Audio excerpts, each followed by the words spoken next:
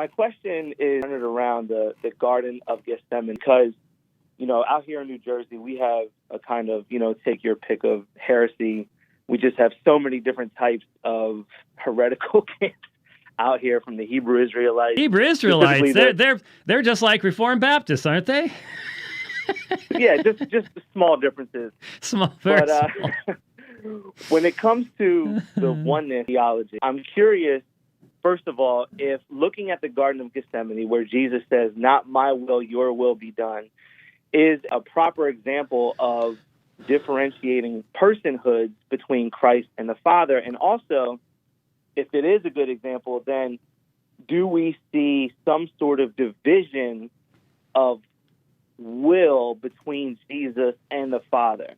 Does that make sense? Well, yeah. So what has to be remembered when you're talking about Jesus and the relationship of the Father and then introducing the issue of will, things get very, very, very complicated because this is where two unique realities of divine revelation intersect. What I mean by that is the doctrine of the Trinity. There is nothing in the created order to which you can compare it because only God exists in this fashion. Only God's being is unlimited and hence could be shared by three persons. Therefore, there's nothing you can compare that to in the created order. But then the incarnate one is likewise unique. There's only been one incarnation and there's only been one hypostatic union. And the requirements for Jesus to function as the proper sin bearer for the people of God are very specific. And so it's those two that we're asking about here when in the garden, Jesus says, "Not my will, but yours be done." Because there is, in a sense, the one will of God, the perfect consistency of Father, Son, and Spirit in the accomplishment of all divine actions. There can be no disunity in the Godhead, all those things in talking about the one divine will. But Jesus is one person with two natures. And so he is a true human being as well. And therefore, to avoid the error of Apollinarianism, which certain well-known Christian apologists have actually fallen into, that I won't name, but you can just look it up. He calls it Neo-Apollinarianism. But anyway, to avoid that idea where the human nature of Christ basically becomes just a physical manifestation rather than a true human nature. How can Jesus be the proper second Adam, the obedient man over against the disobedient Adam, if his humanity was not real or was only partial? And so a human being has a will. And so that's what is being, once you have the expression of the incarnate one speaking in the context of what he is going to do in the incarnate state, then that's what you're looking at in the garden. That's a incredibly unique situation in all of history. It had never happened before, the incarnation, and we only have John 17 and John 11. We just don't, maybe the baptism briefly, transfiguration, maybe. I'm just thinking of times when there's communication between Father and Son. We don't have very much in the divine revelation that could put us into a context where we can see this unique relationship going on. And really, when you think about it, it's a tremendous privilege to get to hear two of the divine persons in the Godhead speaking to one another. But this happens within the context of the incarnation. And so this is the Son speaking to the Father, but in the incarnate state. And so the Son has a divine nature, but the will that's being spoken of here is the will that submits to that of the Father. And so we have to be careful. It's really easy to get our systematic theologies out and read it back into a text when that may not have been exactly what the original author had in mind. But in this context, what is being said in, for example, Luke chapter 22, verse 42, is plainly the man Jesus speaking not of fear of death. I think it's important. We need to recognize this. He's not speaking about fear of death.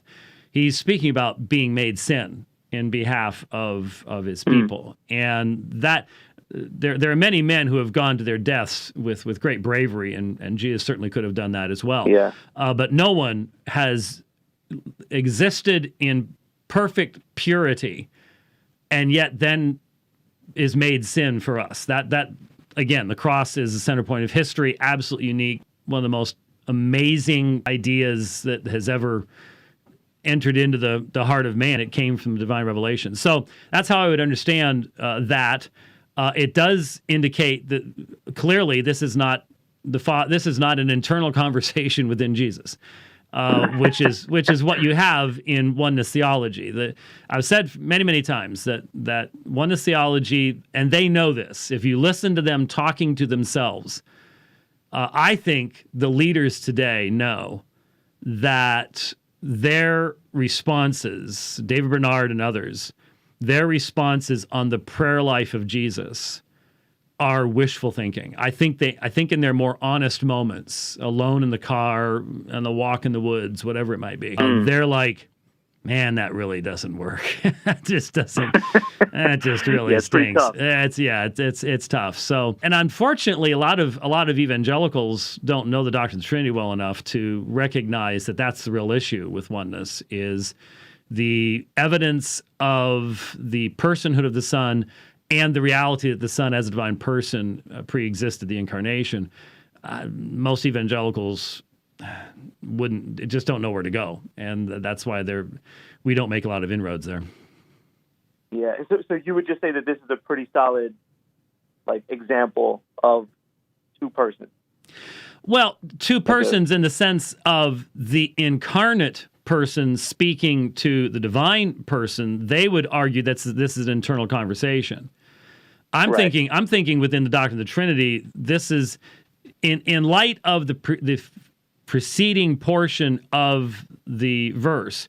Father, if you are willing, remove this cup from me. That's the Son as human being, focusing upon what's coming and expressing to the Father the inexpressible dread of being made sin for his people. We can't even, I don't think we can, we sing songs about it. We really can't begin to understand what exactly that meant. So I wouldn't use it as an indication of the eternal existence of the Son, because even from the oneness perspective, they say, yeah, but he's incarnate right now. Even from your perspective, that's true. But I would challenge the necessity on the part of the oneness person of saying this is actually an internal conversation where Jesus is having, where the human side of Jesus is hoping the divine side of Jesus will find a way out of this. I mean, because that's literally what you have, instead of what is really going on, and that is the deep expression on the part of Jesus. And it is important, I think, to notice Jesus knows what's coming. If you adopt what is taught in most seminaries today, Jesus didn't know what was coming and was shocked at it. All this becomes gibberish. We're wasting our time. Oh, if you went to Union Theological Seminary, all this is gibberish, as they don't have a foundation there for even understanding it. So it is important to recognize that when we're doing apologetics with oneness folks, we are doing apologetics at a much higher level. There's actually a lot of assumed stuff that lays the foundation of talking to oneness folks. That's a conversation worth having because they have as high a view of Scripture as we do. Right. Oneness cannot exist within liberalism. Oneness collapses as soon as liberalism enters in. That's why they are so absolute. You look at the UPCI, long dresses and head coverings. There's a reason for that, because they recognize as soon as any type of diminishment of old standards comes in, it all falls apart. there's no backup for them. So yeah, I think that's what's going on in Luke 22:42. If that's the text you're looking at, it's the primary one. Great, thank you. Okay, thanks for your call today. All right, God bless. All right, God bless. Bye bye.